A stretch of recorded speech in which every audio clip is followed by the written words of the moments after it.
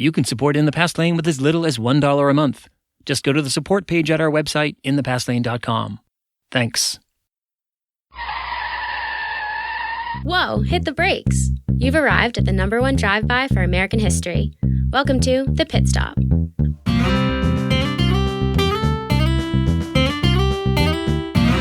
Brought to you by In the Past Lane, the podcast about history and why it matters. Here's Edward T. O'Donnell, your host and historian at large.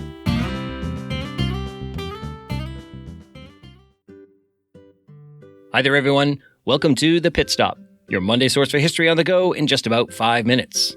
If you're new to the podcast, we offer this mini feature every Monday, in addition to our full feature episodes, where I interview historians about their latest books. Here's what happened in American history the week of September 16th, 2019. Let's start with birthdays. September 16th, 1924, that's the birthday of actor and model Lauren Bacall, who was born in the Bronx, New York. Bacall was one of the great stars of the golden age of film in the mid-20th century, known for her beauty and distinct voice. In several of her most notable films, she co-starred with her husband, Humphrey Bogart. These included films such as The Big Sleep and Key Largo. Lauren Bacall once said, "The planned life is a dead life." September 17th, 1907, Chief Justice of the United States Supreme Court, Warren Burger, was born in St. Paul, Minnesota. Warren Burger once said, "Judges rule on the basis of law, not public opinion, and they should be totally indifferent to the pressures of the times." September 19th, 1932, Chicago newspaper columnist Mike Royko was born in Chicago. Royko wrote over 7,000 columns for 3 Chicago newspapers, and he was famous for his acerbic wit. Mike Royko once wrote, "Show me somebody who is always optimistic, and I will show you somebody who hasn't the faintest idea what the heck is really going on." September 20th, 1878, novelist and social activist Upton Sinclair was born in Baltimore, Maryland. Sinclair wrote many books, but his most famous was The Jungle, a grim and shocking exposé of the Chicago meatpacking industry. He hoped his novel would win over the American public to socialism. Instead, his readers focused on the putrid and diseased meat that the greedy meatpacking corporations were selling to the American people, and they demanded reforms. As Sinclair put it, "I aimed at the public's heart, and by accident, I hit it in the stomach." Okay, what about events? September 17th, 1787, after a long hot summer of debate and compromise, the delegates at the Constitutional Convention in Philadelphia signed the U.S. Constitution. September 17th, 1862, Union and Confederate forces clashed in the Battle of Antietam in Maryland. This battle is notable for 2 reasons.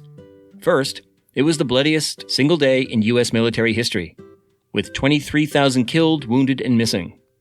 Second, the Union victory allowed President Abraham Lincoln to issue the preliminary Emancipation Proclamation, which marked the beginning of the end of slavery.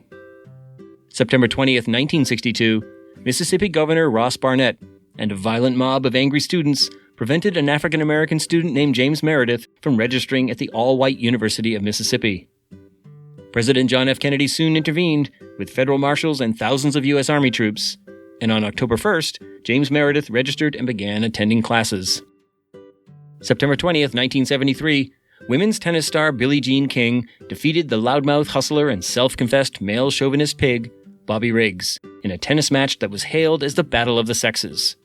Riggs had declared that even at age 55, he could defeat the much younger Billie Jean King. But it was King who defeated Riggs on national TV before a crowd of 30,000 in the Houston Astrodome. September 21st, 1780, General Benedict Arnold committed treason by forming a plot to turn West Point over to the British. Fortunately for the Patriots, the plot was discovered and foiled. Okay, time for the last word.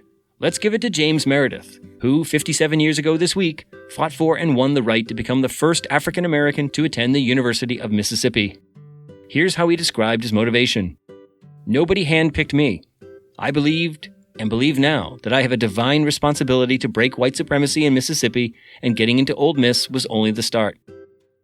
Okay, people, that's your history fix of the week. Now put it in drive and go make your own history.